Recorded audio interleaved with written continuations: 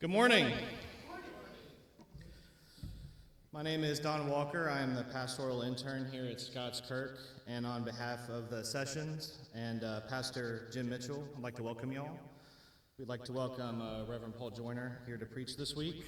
There is a bio of his in the back in the announcements area. Just a few quick announcements for you all. Yesterday's men's breakfast went very, very well. It was a good time of fellowship, a good time of eating. I'd like to thank Tristan for his work in putting that together, and thank all the gentlemen that were there for fellowshipping. I know I definitely was encouraged and grew from it, so thank you guys. Looking forward to the next one. Yes, sir. I love to grill. The other thing I want to let you all know is that Jen and I have a perceived closer date for relocation, which could potentially be the end of July, beginning of August. So I only mentioned just to ask if you could please continue for prayer. We have found some opportunity for house rental to meet our housing issue on this end, but we still need jobs and a home and stuff in Charlotte. So humbly, if you guys wouldn't mind praying for us.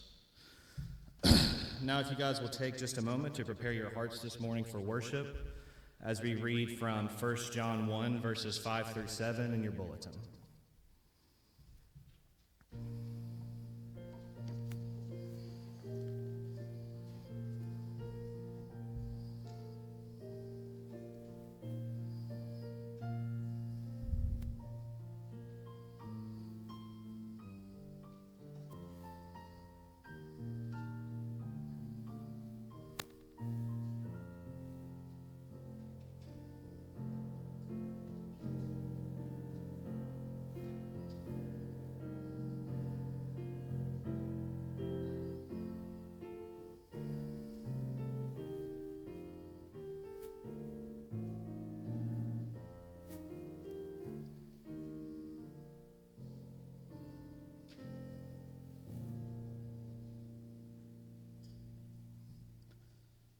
Our call to worship this morning is from Psalm 92, verses 1 through 4, if you would like to turn there to read with me.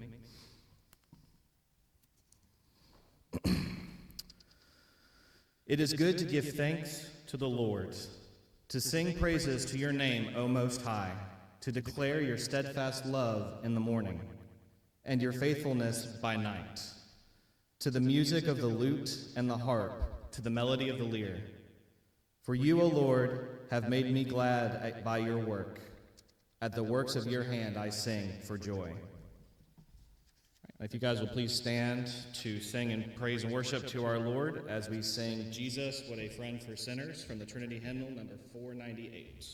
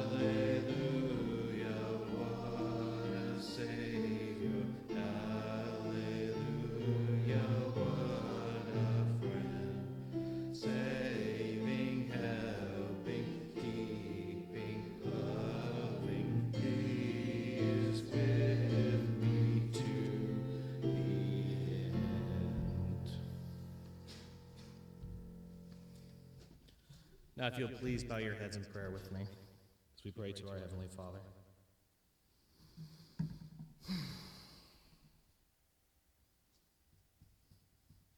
Heavenly Father, you are our rock and you are our refuge. You are our strong fortress of salvation. Steadfast you are and faithful you are. Almighty Father, you alone are our God. From you we came in the beginning, and to you we return in the end.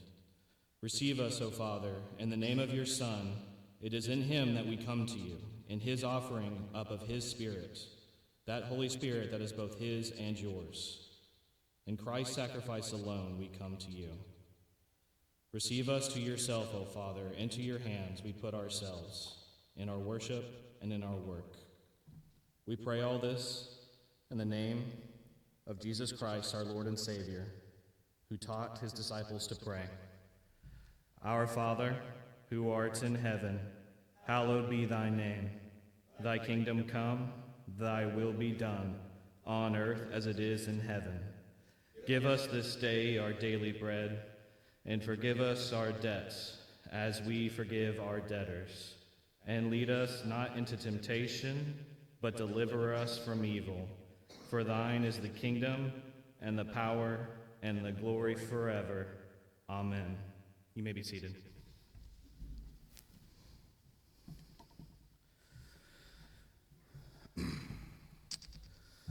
So I was tasked with choosing the confession of sin for this morning. And Psalm 51 is, I think, it's a psalm that most people know when it comes to going to the Lord and confessing your sin using Scripture. And I know that it relates to David's mistakes with Bathsheba. And so as an intern, I was a little nervous. Is this a bit intense of a choice, or is it not? And I had a realization that, perhaps none of us have taken someone else's wife for our own and sent their husband to die in war today, but we all have still sinned against our God. And so I hope that this is appropriate and pleasing. And if you all will please recite Psalm 51, verses 1 through 4 with me. Have mercy on me, O God, according to your steadfast love.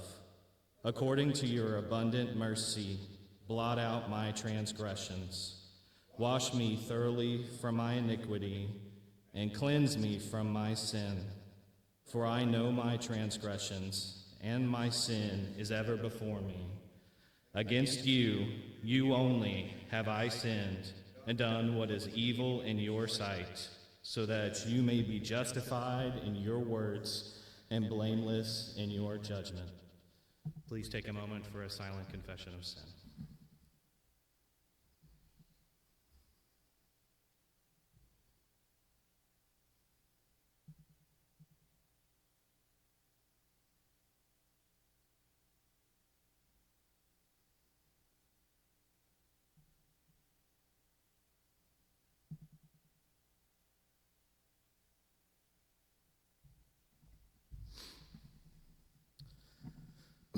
Hear this, Christians, and this assurance of pardon.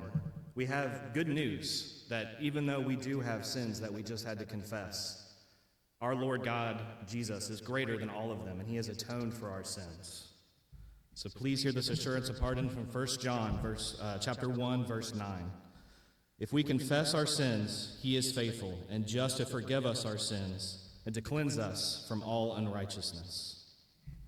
Now, if you all will please stand for the confession of faith. Our confession of faith this morning comes from the Westminster Larger Catechism, questions 41 and 42.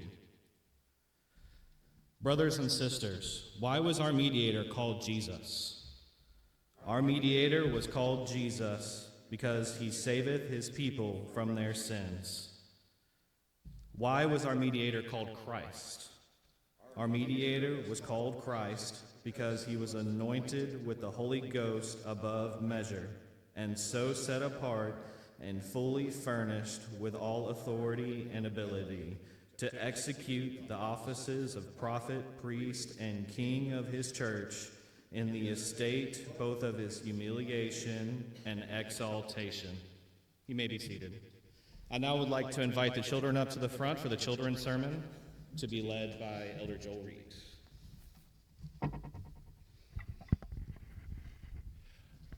All right, I guess it's all of us. Today in Luke, we are going to hear a number of sayings of Jesus, but it's all about what Christ has done for us and how we should live our lives in that light. I want you to listen closely because it talks about the fact that we all sin. But be careful if you're the one that leads somebody into sin, because that is paramount. When people are new in the faith, we want to make sure that what we tell them is accurate and true and biblical. Let's pray. Dear Heavenly Father, we thank you for this time together. We thank you for your love and the way you saved us through your Son. Father, we pray that you would continually remind us that we are your light in this dark world and that we need to show everyone exactly the truth of your word. In Jesus' name we pray. Amen.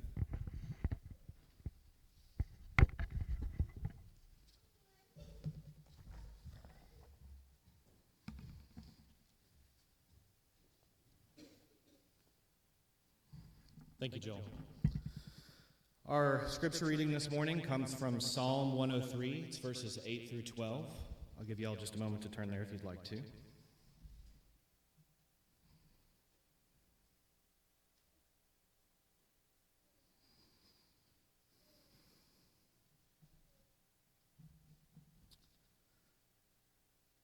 The Lord is merciful and gracious, slow to anger and abounding in steadfast love.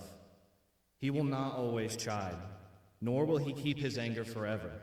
He does not deal with us according to our sins, nor repay us according to our iniquities. For as high as the heavens are above the earth, so great is his steadfast love towards those who fear him. As far as the east is from the west, so far does he remove our transgressions from us. The grass withers and the flowers fade, but the word of our Lord remains unchanged. Okay. And if you guys will now bow your heads with me as we do our prayer for the church and the world.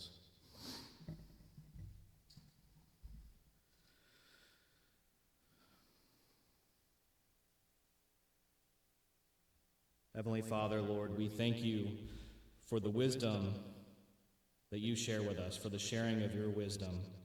Lord, your wisdom is beyond our comprehension, and it's beyond anything we could yet achieve. Yet you love us enough to share some of it with us. We see this throughout your holy word, as in Job, where it is stated, "With God are wisdom and might. He has counsel and understanding." And in Psalm 145, where it's proclaimed, "Great is our Lord, and abundant in power. His understanding is beyond all measure." Heavenly Father, you do not need us to acknowledge your greatness, but we thank you that you have given us your word that gives us as much of an understanding as we can have of who you are and how we should think of you. Heavenly Father, we would like to thank you for your growth and stirring in the ARP. Father, we thank you for a synod without any severe issues. We thank you that your word was proclaimed. We thank you for the unity of the brothers and sisters in the ARP church. We pray for the church plants in the ARP that are happening throughout our country.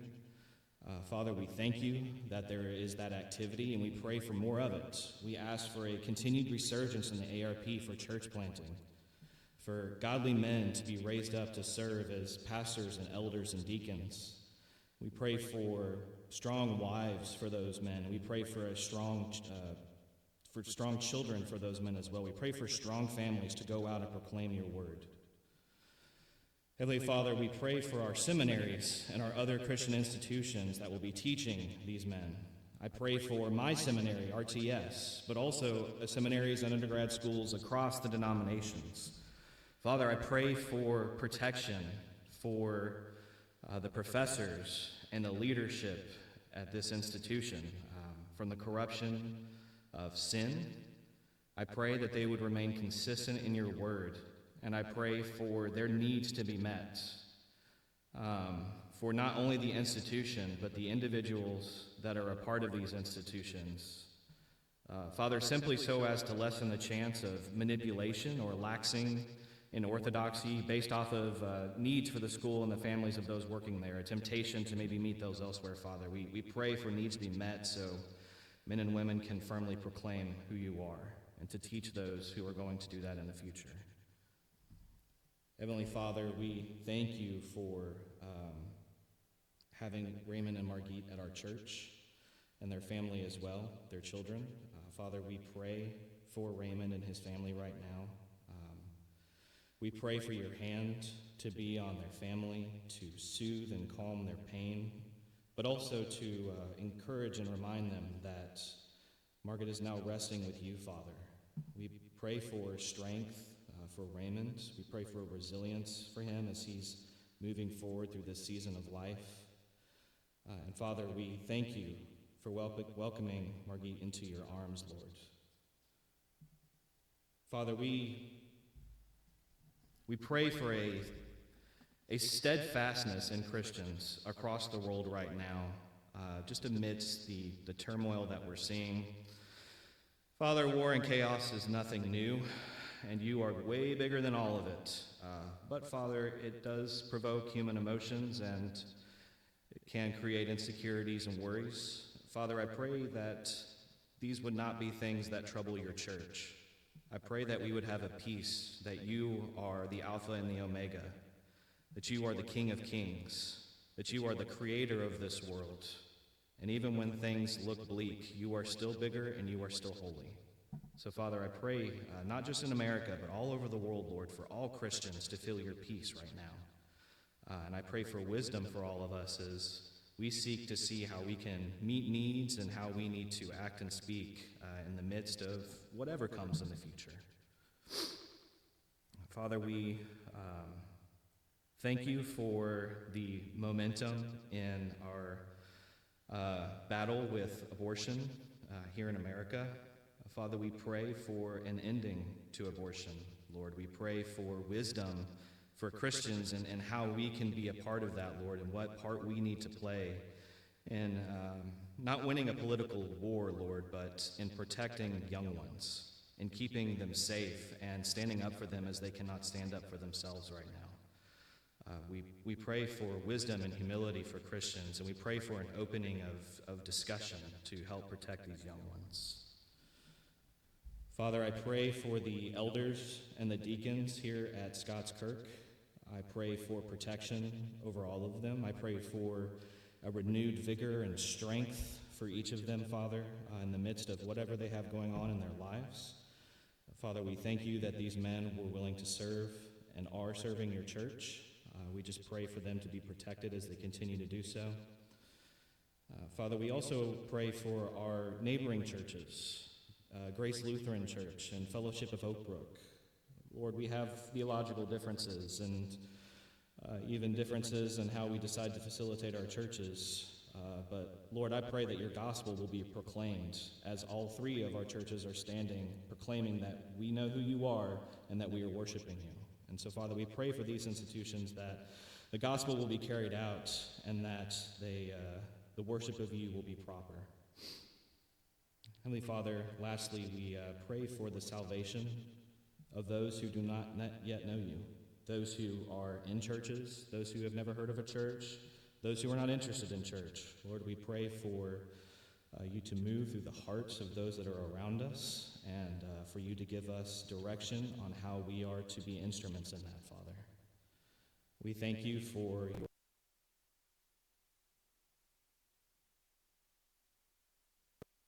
your Son to atone for our sins. We thank you for this love, and we thank you for your care. We pray all this in the name of our Savior, our Lord and King, Jesus Christ. Amen. You guys will now please stand with me as we sing Glorious Things of Thee Are Spoken from Trinity Hymnal number 345.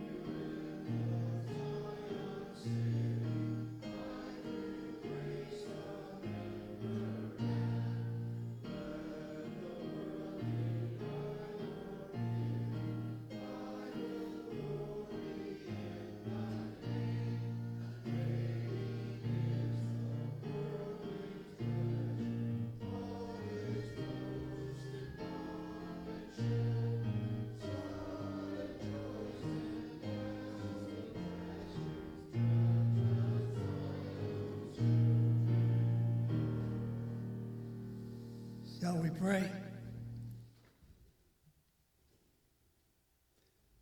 Gracious Heavenly Father, Lord Jesus, Holy Spirit, we come before you with thanksgiving and joy in our hearts because we know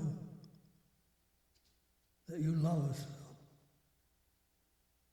You went to the cross to be our Savior, our priest, our mediator, our coming King.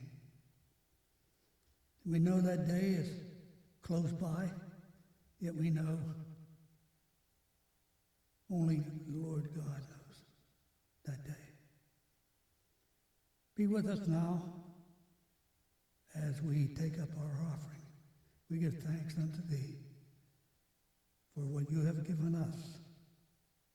We thank you for yesterday morning that our elders were so gracious with gentlemen who needed to hear what they had to say about being a father.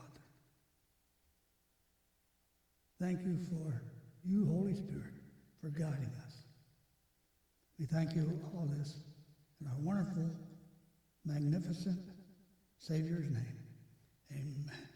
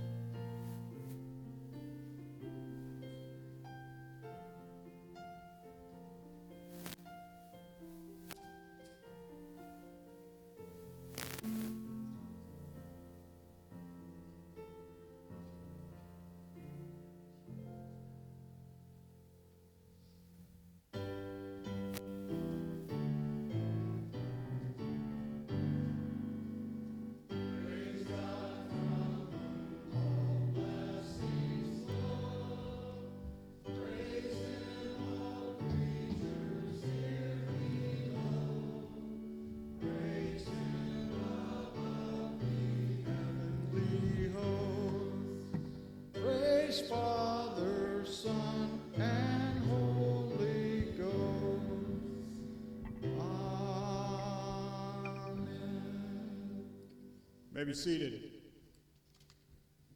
If you have your copy of God's Word, or you have it on electronic means, like I'm going to read from, we're going to look at Luke chapter 17. It's printed in your bulletin there, beginning at verse 1 through verse 10. And you can see the title of the message is 3 Excuses of Unforgiveness. Listen to God's Word as we run through this.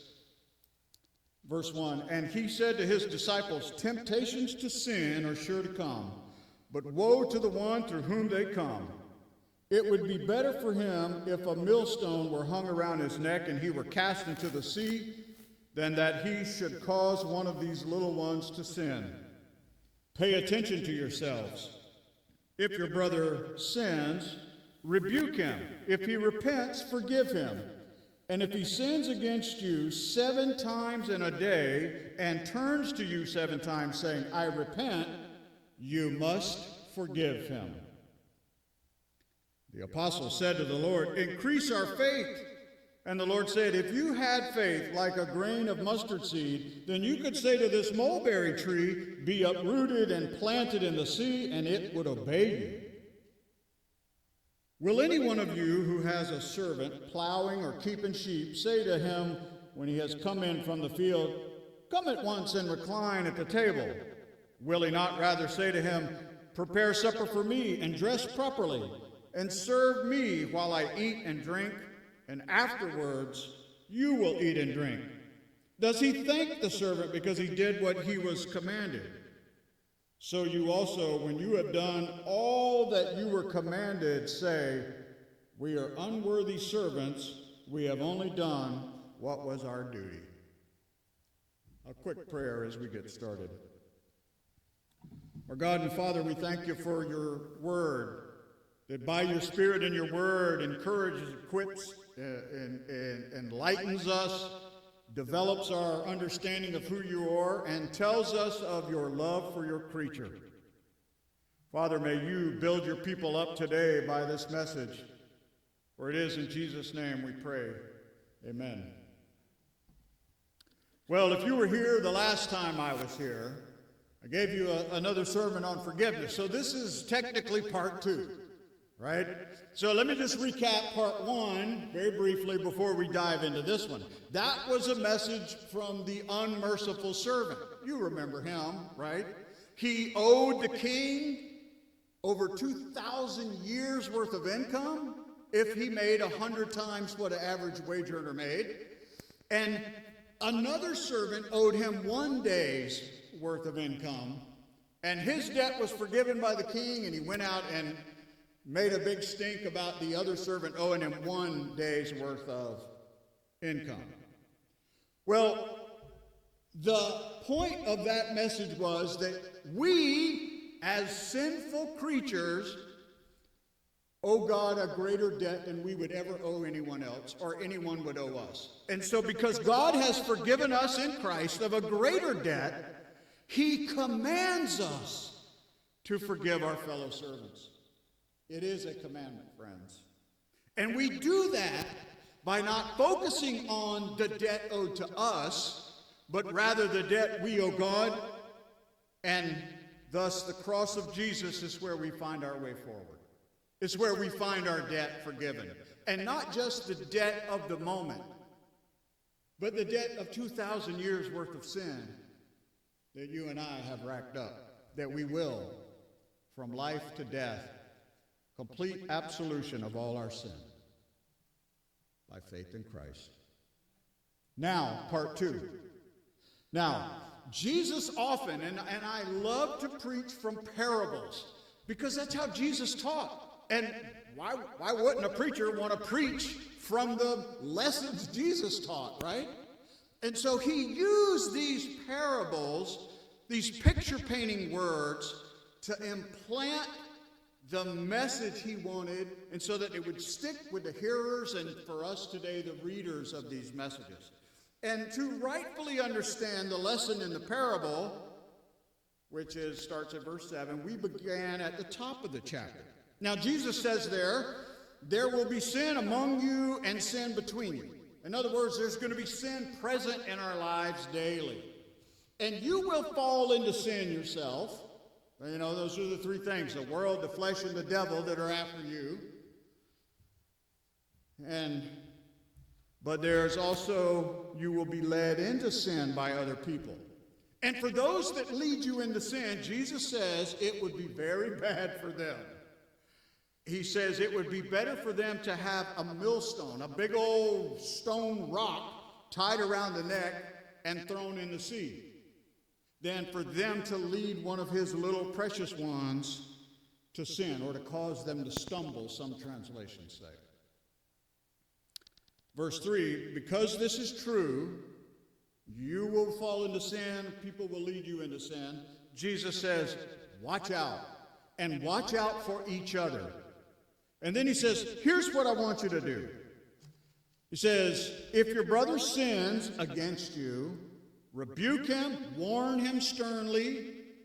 If he repents, that is, changes 180 degrees, forgive him.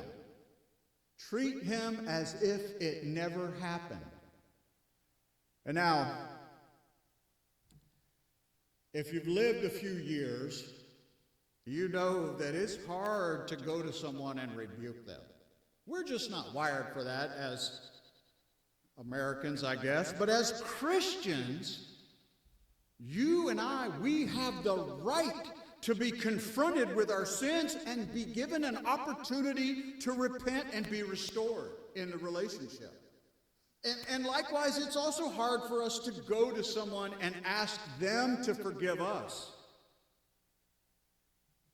I spent a few years doing drug and alcohol counseling in the Greenville Rescue Mission right after seminary, my last semester.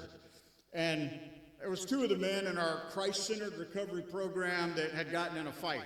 And I made them come to my office and sit at my table, and I made them ask each other for forgiveness. And one of them literally choked on the words, "Will you forgive me?" It's as if his tongue and his mouth had never formulated those words, that it was hard for him to say that. And so, yeah, it's hard for us to go and ask somebody to forgive us. Because we often will say things like, "Hey, I'm sorry, I apologize." Well, that's not a transaction of forgiveness. We don't tell God at the point of our genuine conversion, "I'm sorry for my sin." He would say, "Yes, I know you are." We want to say, "I have sinned against you, please forgive me." Then he responds with, "In Christ I do." So, when you're talking about, Jesus goes on to say this, when you're talking about a person that has sinned against you, he puts this out there for us that sometimes is troubling.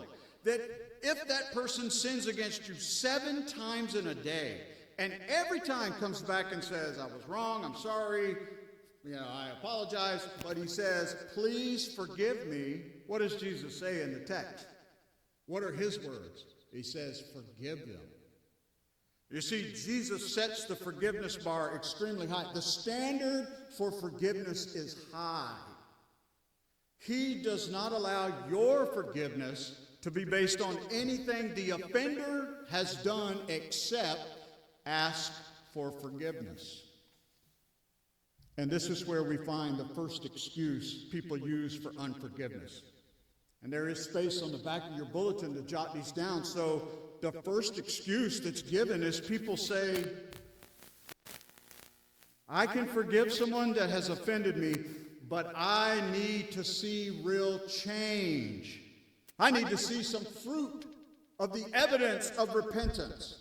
There's got to be evidence of true repentance. There's true change. Isn't there, Chaplain Paul? I say, oh yes. There should be evidence of their repentance in time, maybe, after counseling, maybe personal reflection. But what does evidence of their repentance have to do with your forgiveness? Let me just put this question to you here.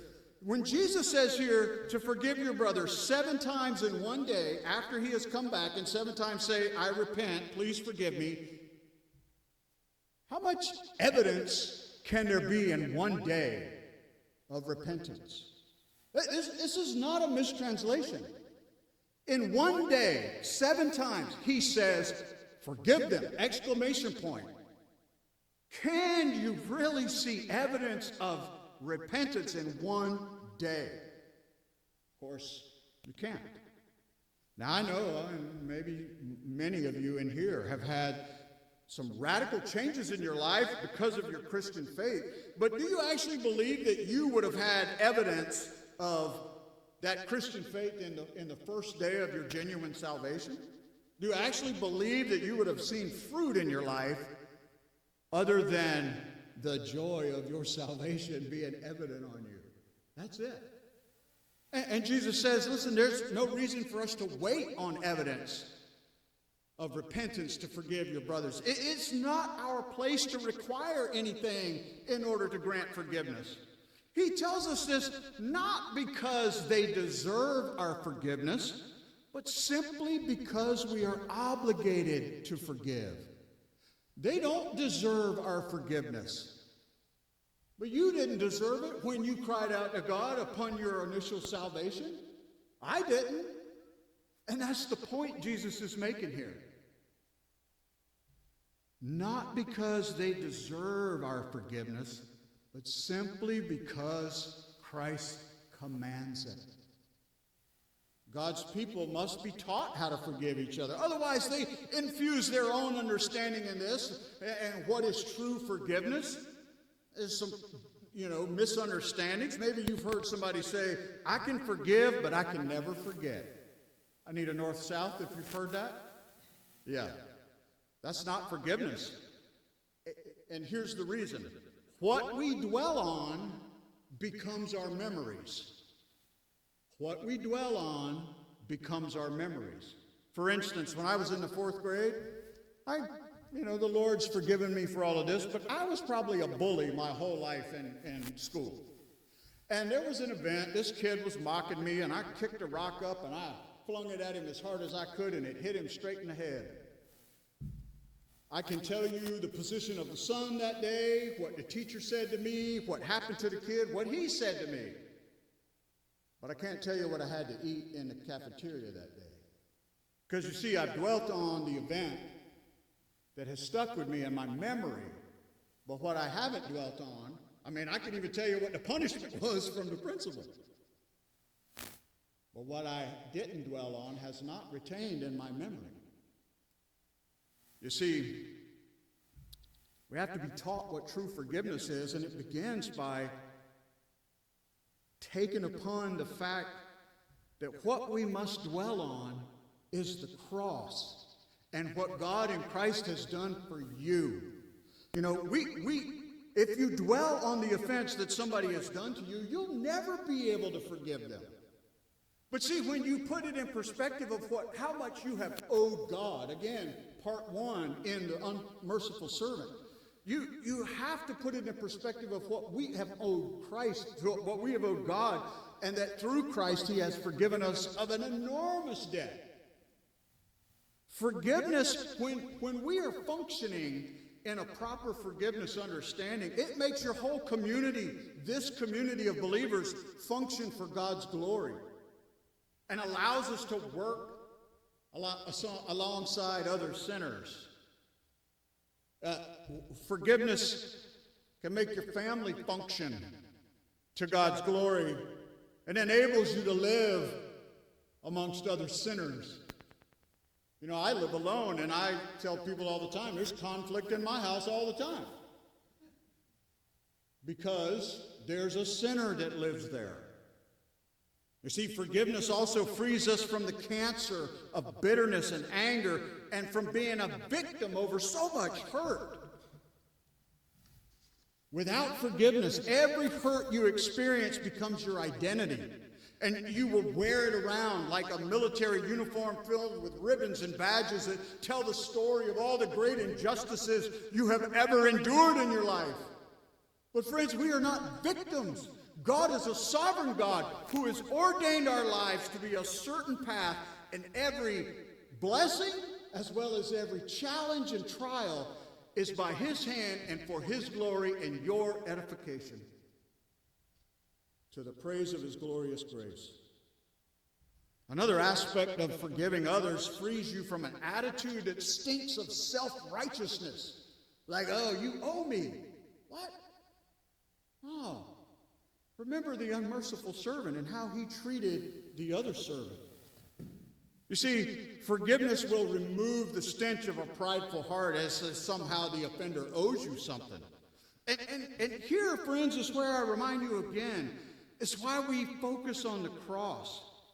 Because your sin, my sin, is far more offensive before a holy and righteous God. And that any offense that someone commit against you, it pales in comparison to our offense to a holy and righteous God. And at the point of your genuine conversion, when you first became to know the Lord, did God himself say to you, you need to show me some evidence before I forgive you? Which brings us again back to the first excuse.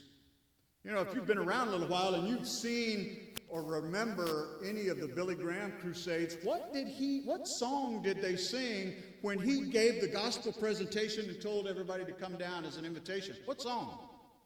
Just as I am. I think Billy Graham nailed it in that respect.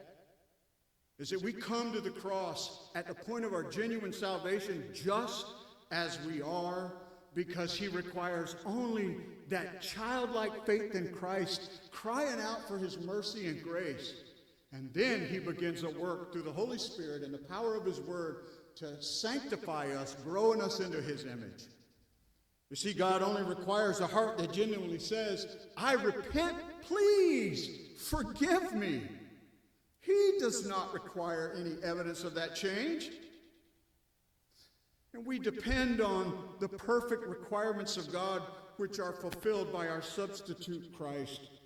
So, brothers and sisters, don't have a higher standard than God himself has. Well, let's move back to the text. The disciples, upon hearing this command, that if your brother sins against you 7 times in a day, and he says, forgive him, the disciples say what? Increase our faith. There's an exclamation point there. They would respond as any of us would.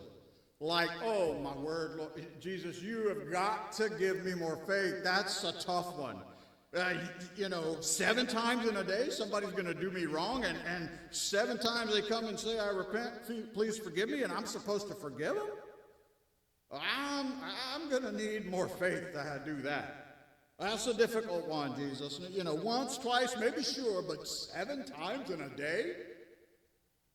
Friend, Jesus says that attitude is unacceptable. And this is where we find the second excuse for unforgiveness. Jesus says, listen, it's not about how much faith you have. Any amount of faith will do. That's what the whole mustard seed and mulberry tree language is about. In the commentary by Hendrickson, he says, the Pharisees in the first century believed a mulberry tree had such an extensive root system that it was impossible to pull it up out of the ground. And so here Jesus is saying, the task of removing this mulberry tree compared to forgiveness, you don't need a ton of faith. You need a speck. Any amount of faith will do.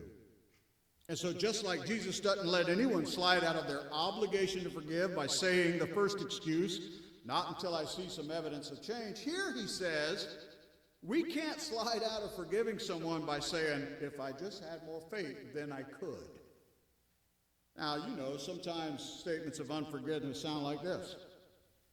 I don't think you'll ever change. Old dogs can't learn new tricks. We're not dogs, by the way. We're human beings.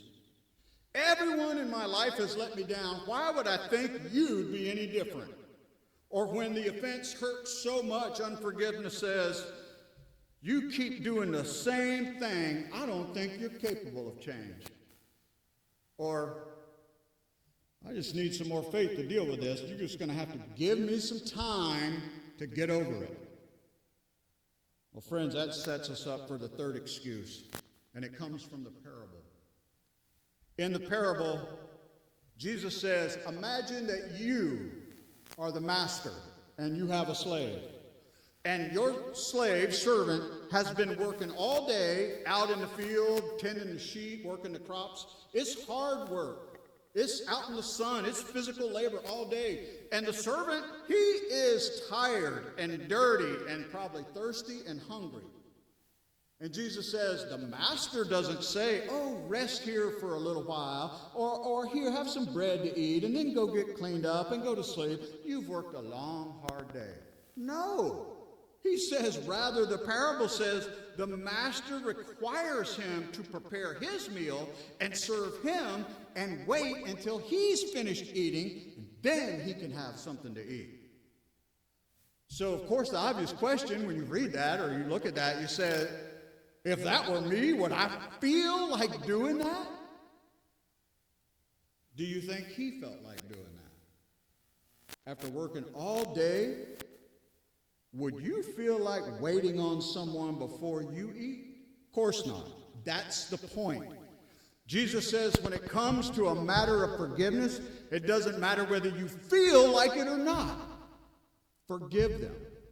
And in the parable, the servant wouldn't feel like doing his job, but since he's the servant, he has to. And this servant was absolutely obedient to the commands of the master, irrespective of his feelings, emotions, attitudes, or wishes. Jesus says that forgiving someone does not have to do one thing with your feelings. So what does that mean for us today? Well, it means forgiveness is a commitment and a promise. That you can keep your promises and commitments even when you don't feel like it. Our Christian lives cannot be ruled by our feelings. Rather, we must be people whose lives are ruled by our commitment to Christ and the commandments of Christ. In Adam's commentary, he says our lives are to be commitment-oriented versus feeling-oriented. Let me explain a little bit. How many times did you wake up on a weekday and not feel like going to work? But you went anyway. And what happened through the day? Those feelings would leave you. Maybe it's at the end of the day when you know I get to get in the car and go home. But at some point during the day, those feelings leave you. Because most often what we do drives how we feel. How many times did you feel like not coming to church, but you did anyway, and then you were glad you did? I don't know, that's happened to me. What we do drives how we feel. What about if you're on your job? Time to go. You're feeling good because it's time to go, but your boss shows up and say, hey, I got this late tasker for you to do. Thanks. Well, do you answer in a respectful tone? In the military, you do. You say, oh, yes, sir, yes, ma'am. Or, in the military, I got an assignment to go to Korea. I was in Alabama. Which would be better for you? Stay in Alabama or go to Korea? 13 time zones away. The literal other side of the planet. You can fill in the blanks. Let me put, how about my students that are here, younger folks? If you had an assignment due, and you put it off, you kind of rush through it the night before it's due, and you turn it in, you get a bad grade, you feel like, this is dumb, I hate this class, right? But what if you started it, and you kind of worked on it a little bit here and there, and you had time to edit it, and you get it up to a place you're comfortable with, and you turn it on time, and you get a good grade? How do you feel from that? Feel good. What we do drives how we feel. I mean, I could even tell you, like, do you realize that out there on the road is some different colored paint and lines? There's some yellow lines. There's no power in them yellow and white lines. There's no power in the light that's inside that device hanging at the intersection. So we know how to live commandment-oriented lives. We just sometimes don't want to. We want to live feeling-oriented lives. You see, if we know how to live commandment or commitment-oriented lives in our professional life, why would we think in your personal life it'd be any different? Forgiveness is an important gift that God gave us through Christ. And when you experience God's forgiveness for the first time, at the point of your genuine conversion, there's a great relief and an overwhelming sense of joy. Again, what we do drives how we feel. And imagine if you cultivate forgiveness in your home. When husbands and wives practice forgiveness daily, You know what happens? They wake up every morning without conflict between themselves. Wow. Having never any unresolved conflicts between each other. And their children grow up to see this, how to forgive appropriately, how to be forgiving and how to forgive. You know, my time in the Air Force, I did a lot of relationship counseling. It was like almost the number one topic, that and work-related challenges, which kind of are the same relationship stuff. And I discovered over the course of literally thousands of hours of counseling that there were 3 principles to relationship and 3 rules. Very simple. If you care to jot these down on the back, you can get them too. The first principles combat self-centeredness. We're all born self-centered people. And so the first principle is you do not have to have your way. You don't have to have your way. I mean, that just in itself defines the ability to combat self-centeredness, because you don't get to have your way. I mean, we're competitive in a lot of ways, but in relationships, a loving relationship, you need to try to combat that. The second principle is you don't have to be right. We always want to be right, but sometimes it's better to have a loving relationship than to go around, I'm right and you aren't. And the third principle is you don't have to be proven right. There is nothing worse than, maybe you've experienced this, you're talking to somebody, having a casual conversation, and you mention something, and they pull out their phone, hit the Googleizer, and go, nope, you're wrong, because I just proved you wrong with Google. Well, let's don't do that in our earthly, loving relationships. Let's be kind. All right? Moving on to the rules. 3 rules. Now, the 3 principles are to help combat self-centeredness. Okay? Because if you're in a relationship with someone, whether it's work or home, children, spouse, that needs to be a loving relationship. One that is equally affirming, encouraging, lifting up. And so the rules come into place so that you can understand how God relates to us through the motive of love, right?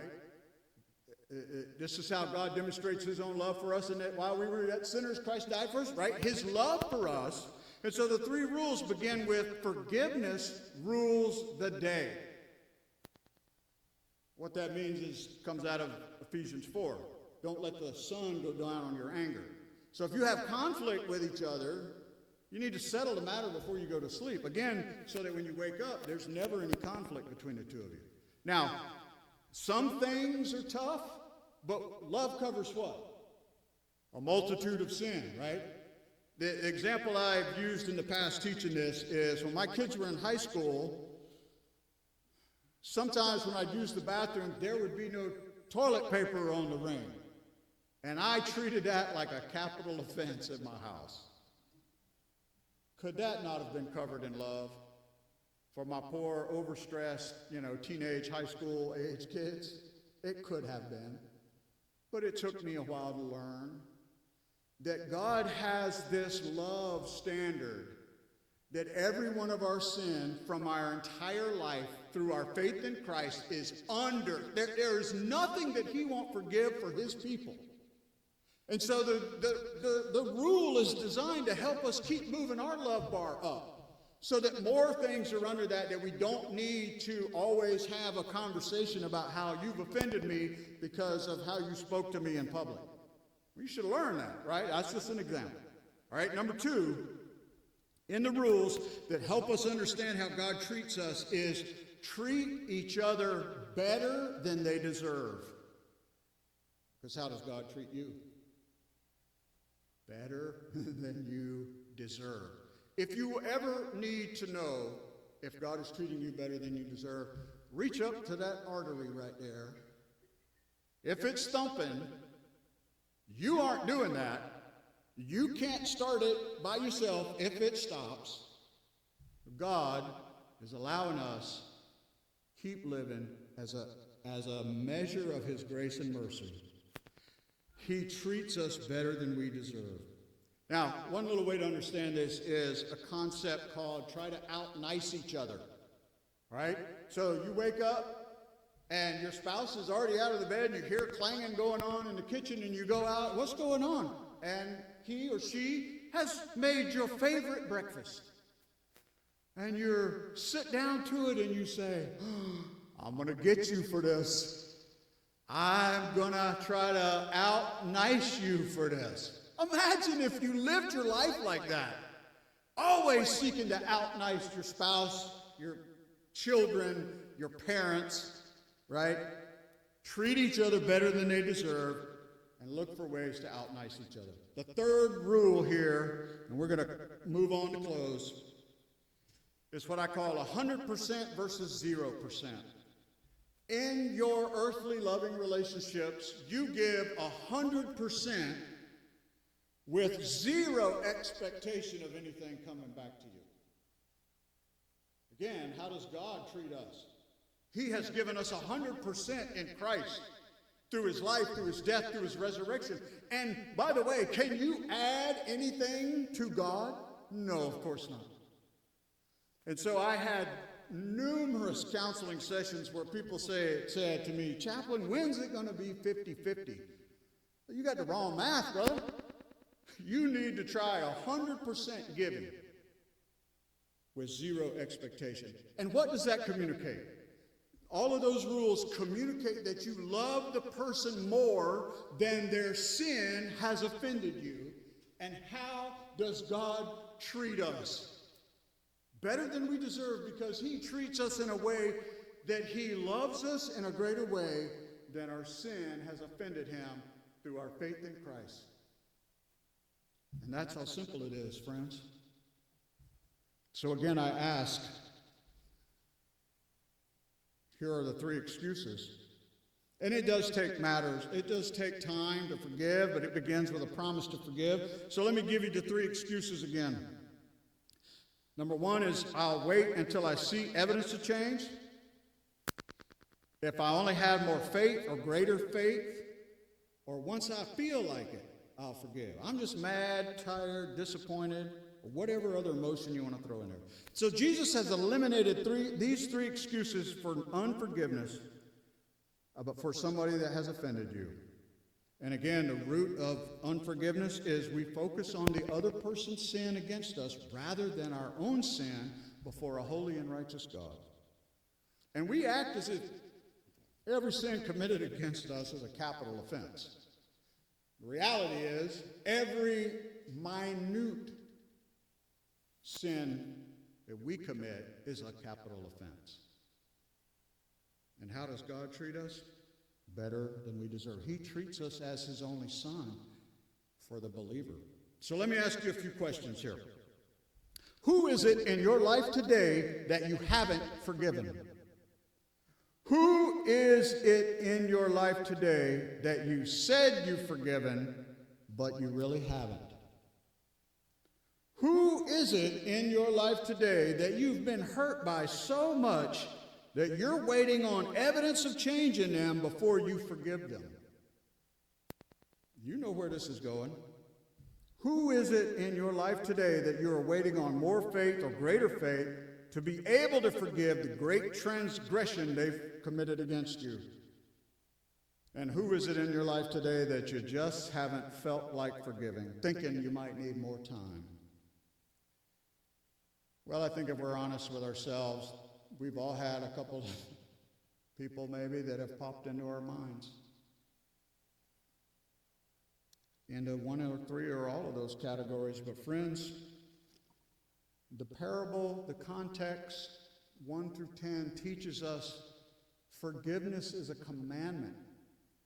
And again, it's not based on anything the person does. It's simply based on your relationship to Christ, through God the Father, through Christ the Son, empowered by the Holy Spirit to understand it through his word, to be taught by it.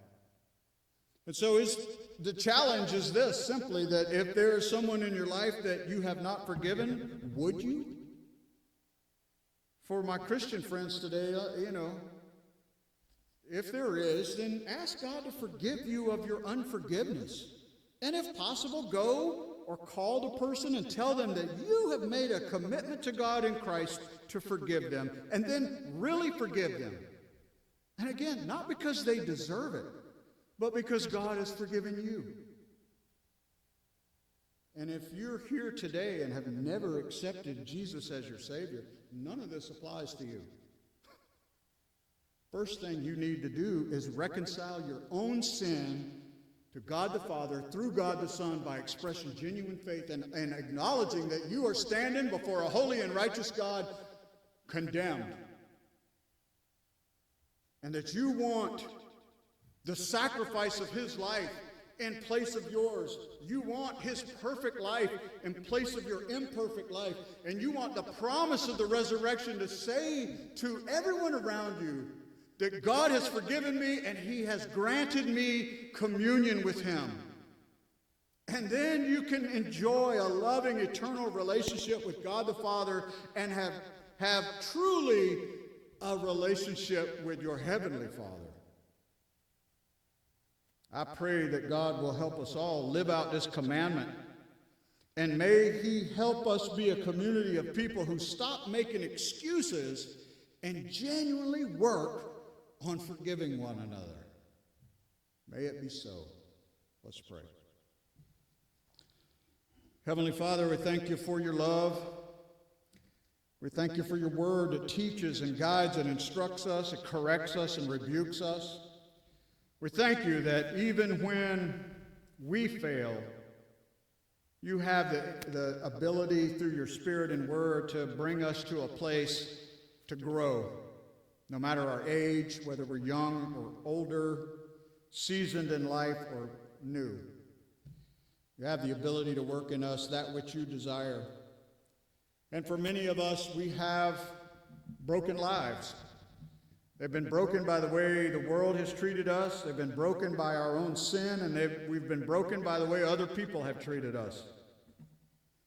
But Lord, as we want to be free from the bondage of unforgiveness, I pray that for my friends here today and myself, that you would grant us the ability to acknowledge our sin before you and to cling to the cross, even when others have hurt us. Let us not focus on that, but focus on you, what your Son did, because we put him on the cross. I put him on the cross. Father, when we do that and it becomes something real in our life and our theology of living, it becomes power. And by your hand, Lord, I pray that you would equip and encourage your people here today to live out a life of love for one another and for you in a greater measure. Bless them to that end, I pray. In Jesus' name, amen. If you would, let's stand and sing together hymn number 254, Alas, and Did My Savior Bleed?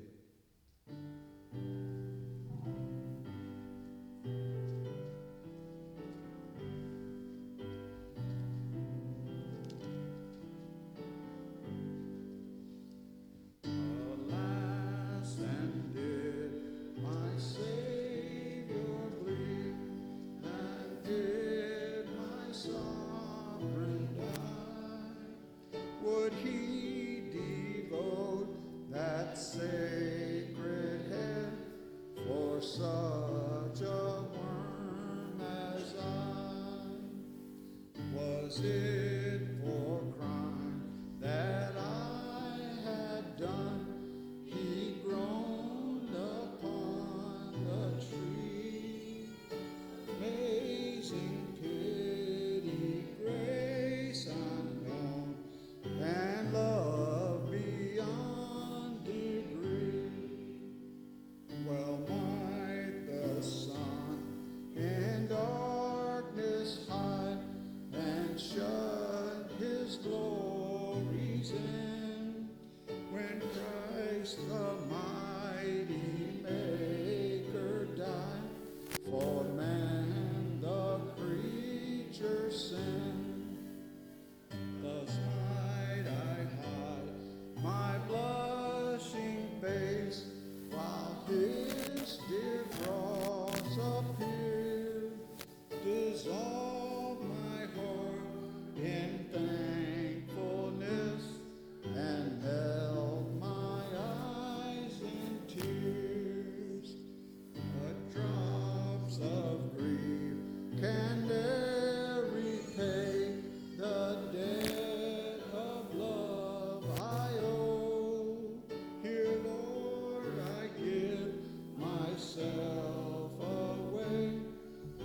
It's all that I can do. People of God, receive now the Lord's benediction. May the God of peace, who brought again from the dead our Lord Jesus, the great shepherd of the sheep, by the blood of the eternal covenant, equip you with everything good, that you may do his will, working in us that which is pleasing in his sight, through Jesus Christ, to whom be glory forever and ever. Amen.